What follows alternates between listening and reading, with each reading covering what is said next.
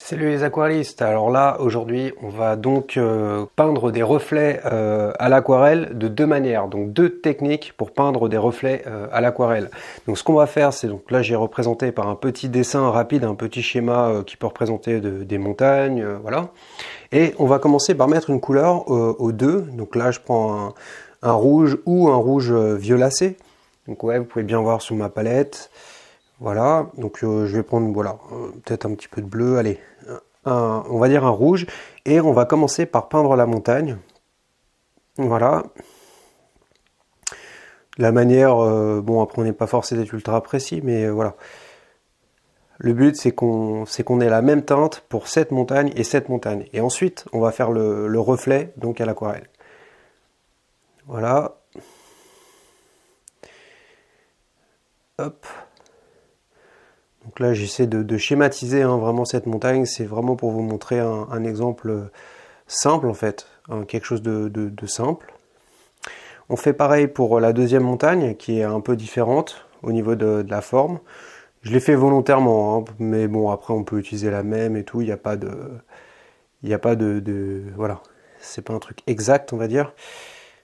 Voilà, donc là je continue. Vous pouvez prendre aussi un violet, là j'ai pris plutôt un rouge, mais un rouge assez light d'ailleurs. Mais vous pouvez tout à fait prendre un violet pour cet exemple. Voilà, donc là on a peint notre montagne, donc je vais passer un petit coup de sèche-cheveux pour accélérer ça.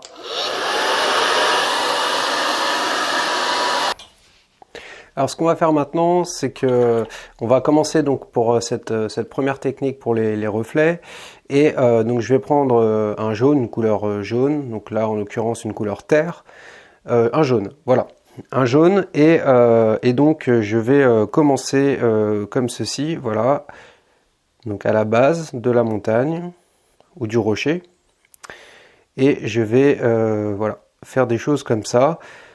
Simplement avec le haut du pinceau, en essayant de respecter un petit peu le fait que, en fait, on travaille en symétrie, vous voyez?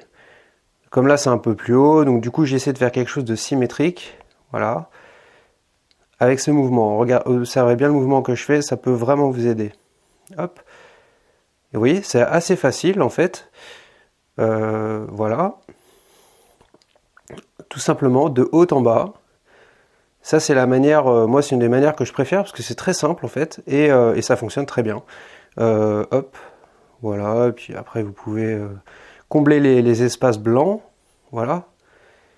Le but c'est vraiment d'avoir, voilà, comme là c'est un petit peu plus haut, on descend un petit peu plus bas, un peu plus haut, un peu plus bas. Bon, c'est pas exact, mais voilà. Donc ça c'est vraiment la première technique, la première méthode. Et ce que vous pouvez faire maintenant, c'est rajouter un petit peu d'une autre couleur à la base, donc ici, là, directement, pas forcément besoin de laisser sécher. Là où c'est un peu plus foncé, voilà. Du coup, ça nous donne une diversité colorimétrique qui peut être intéressante. Et puis vous descendez jusqu'où vous voulez, vous pouvez faire des tests de toute façon. Voilà. Donc ça, c'est la première méthode. La deuxième méthode, maintenant, c'est de mettre donc de l'eau. On respecte aussi, on essaye de respecter à peu près la symétrie de cette montagne. Hop. Mais cette fois, on met de l'eau. Voilà. Donc en symétrique à peu près. Et voilà. Donc là, on a mis de l'eau.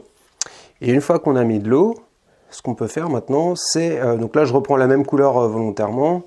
C'est que, tout simplement, on met un petit peu dans l'humide, comme ça, en n'allant pas au bord à bord, pas complètement au bord de l'eau qu'on a mis, mais voilà, on remplit l'eau vierge telle qu'on l'avait mise juste avant.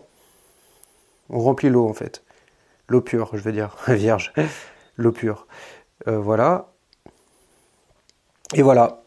Voilà, donc ça c'est un deuxième type de reflet qui est moins graphique, mais voilà, qui fonctionnera aussi. Après, vous pouvez faire ce que vous préférez. Donc là j'ai pris une couleur, j'aurais peut-être dû même attendre que ça sèche ici. Vous voyez, c'est peut-être pas l'idéal. Donc là, Donc là, si on reprend le même principe qu'avant, donc je reprends par exemple une autre couleur, j'ai essayé de trouver, est-ce qu'il n'y a pas un truc pour, voilà, une couleur plus foncée. Et ce qu'on peut faire, c'est éventuellement marquer la base, voilà, de la montagne comme ceci. Puis laisser fuser un peu. Comme ça, on a des reflets qui sont un petit peu, voilà. Donc là, il y aura une autre couleur. Hein. Là, je l'ai fait blanc vraiment pour voilà, être très schématique et vous montrer.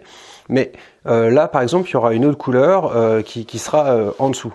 Donc le reflet, en fait, il est composé vraiment en une couleur et deux couleurs. Une couleur, deux couleurs. Donc en tout, on a simplement 3 couleurs. Donc vous voyez, ça peut être sympa aussi, surtout s'il y a des arbres. Ça peut, le fait que ça fuse dans l'eau, là, du coup, bah, ça nous donne des petites choses sympas. Voilà. C'est aussi ça l'aquarelle, c'est un petit peu les aléas voilà, de ce qui peut se passer en fait dans l'humide et voilà, enfin les accidents, voilà, tirer parti des accidents. Voilà, j'espère que ça vous a plu. Donc ah oui, une dernière chose, j'ai oublié de vous dire une dernière chose. Si vous voulez, vous pouvez mettre un coup de doigt ici, voilà, pour marquer la ligne d'horizon, de même qu'ici. Oh, voilà. Pour marquer la ligne d'horizon, ça peut être pratique quand on n'arrive pas trop à distinguer la montagne du reflet. Et voilà. Et puis une fois que c'est sec, après vous pouvez tout à fait mettre un petit coup de cutter, 2-3 réaux avec du blanc de titane ou blanc de Chine, voilà. Voilà, j'espère que ça vous a plu. N'hésitez pas à télécharger la formation offerte en description, donc elle est totalement offerte. C'est une formation pour peindre justement un paysage à l'aquarelle. Mais là, cette fois, donc c'est une formation de 30 minutes qui va de A à Z, hein. C'est-à-dire que je ne fais pas que les reflets, je fais l'ensemble du paysage. Et après, si vous voulez aller plus loin, là vous pouvez avoir accès à mon cours qui est payant, mais là où je mets vraiment l'accent sur la théorie des couleurs et les stratégies d'aquarelle. Voilà, je vous dis à une prochaine fois.